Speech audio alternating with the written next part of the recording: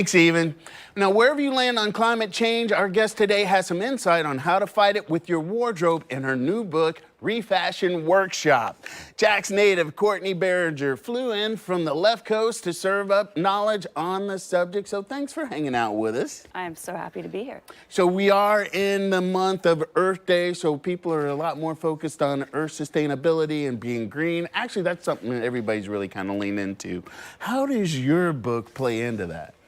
You know what? I wrote something that I wanted to cover the fashion industry, but also mindfulness, because a lot of people don't know that the fashion industry is the second most polluting industry in the world, but also it creates more carbon emissions than the aviation industry and the maritime industry. Fashion? Fashion. We just learned about how so much plastics are in clothing and how people are having to start or trying to start taking that out of their clothing and stuff like that. Is that something you kind of tackle as well? Well, you know what? It's not even just that there's plastic in it. It's about 90% of what we wear is plastic made, but also only 1% is recycled. That is not even close to being enough. 1%. And we keep trying to recycle. We're working that out. So how do you approach this in your book? Well, I have set up a ton of practices. So my approach is that you don't just get the information and then say, oh, I'm going to change.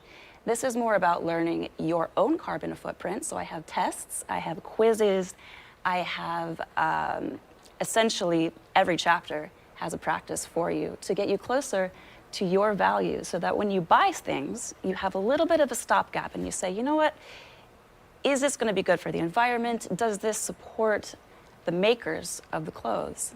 Is this going to be closer to my values? So I eat a lot. So let's equate it to food. So would you say when it comes to like clothing, fashion, fabrics and stuff, maybe you should treat it like you do with your foods and go look for more natural connections instead of processed? Ooh, I made that leap.